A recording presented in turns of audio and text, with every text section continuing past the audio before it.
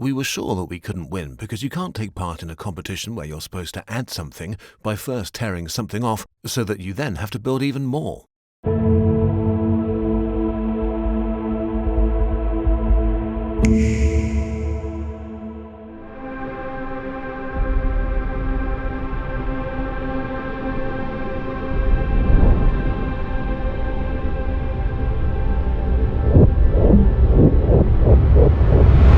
We're here in a very historical environment with very different neighbouring buildings, which in the course of the last century have been added to again and again. There's an existing main building here from the university, constructed in 1895. And then, a few years later, a small library was built and opened. This relatively quickly proved to be too small. By the 1950s, an extension was made to the south, and in the 70s, an extension was made to the north. And in the 90s, another extension was added to the east. And the competition was organized by the Bundesimmobiliengesellschaft, who actually wanted to further extend this building. And at some point we came up with the idea, actually, the extension that was built in the 70s should be demolished first. With this decision, which we really liked, we were sure that we could no longer win the competition because you can't take part in a competition where you have to build something by first tearing something off, so that you then have to build even more. Then the next question was, all right, but where do we put the additional space? And since we were already sure anyway that we weren't going to win the competition, we thought, now let's just put it like a big bracket on top of the building. This would then be symmetrical to the main building, which almost automatically resulted in this projection of 18 meters over the square, which is now beautifully emphasized in terms of urban planning. That's how the design came about, and we were completely surprised that we actually won. And even the conservation authorities were very enthusiastic about our design because the original university building, due to the demolition of the 70s extension, would be revealed so that you could see it again for the first time. With a design of this kind, where you so directly intervene with the old structure, you naturally have several interfaces, where the old has to meet the new, and how you deal with this, that's always a very, very exciting task, also for us as architects. Next to the library building, there's another building. There was still the 1950s extension, which we're keeping because this is an escape staircase. And while we have on the left-hand side, where we're now standing, this large glass atrium with transparency, we wanted to have something similar on the right-hand side, where there's actually a wall behind it. So there, we've used these mirrored glass facade panels from Stowe, which also create this impression, although behind it is of course not transparent. The largest interface we have in terms of space is where we are right now. This is the space between the main buildings of the university, the historic main building, and the historic old library. We've now completely uncovered it and built a glass roof over it with glass walls at the front and rear to create an urban passageway. The client very quickly realized that they could also use this space for events very well. For such an event area, all the more important than for a typical entrance space is that the space has good acoustics. And this is where sound reverberant glass surfaces are not quite ideal. However, we've implemented various options so that the acoustics work well. The first is the geometry of the room. It was a coincidence that the facade of the main building and the facade of the old library were at an angle of 7 degrees to each other. And 7 degrees is exactly the value where flutter echo begins to be avoided. In addition, we have also taken sound absorbing measures in the newly built areas. We have a relatively large area you can see here on my right, where the surface is completely smooth, that is, smoothly plastered. This is a product that's seamless. You can't see at all that it has acoustic properties, and yet they're there.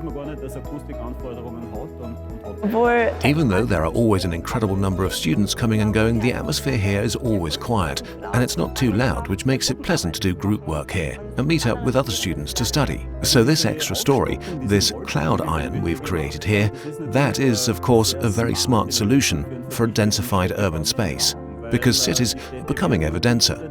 The uses have to overlap so that we can create space there. And in this case, it's simply very well done because the useful indoor space is placed in the air, so to speak, and therefore it creates a public space below where it's needed. The underside of the cloud iron we created, this canopy, so to speak, over the public square, gave us the opportunity to realize an art in architecture project there. The artist Anna Artaker delivered it with an incredibly beautiful project. When I was there for the first time, I noticed the different building styles coming together in a very small space. Then I thought to myself, what's missing is actually an architectural representation from the founding era of the university, which was founded at the end of the 16th century. I then came across this book, Perspectiva Practica, which was also published at the beginning of the 17th century. Fittingly, it's a textbook that teaches the construction of central perspective representations. And not just described, but also with illustrations. From the illustrations of this book, I chose one. I think it's the very last one. This is a facsimile edition of the book. The original illustration is the size of a postcard, and I suggested that it should be enlarged to an architectural scale. The thing about the story is that it's actually a design that was the size of a postcard, which was to be enlarged to the size of just under 500 square meters. When realizing the artistic design, it was important that the entire surface could be finished without an expansion joint. From a technical point of view, it was designed in such a way that this part had to be insulated and have a soffit with stove-entic panels. And a sgraffito technique was then applied to these by hand. This is an extreme enlargement of a small copperplate engraving. And this copper engraving naturally has no sharp edges in this enlargement because the ink is absorbed into the paper structure.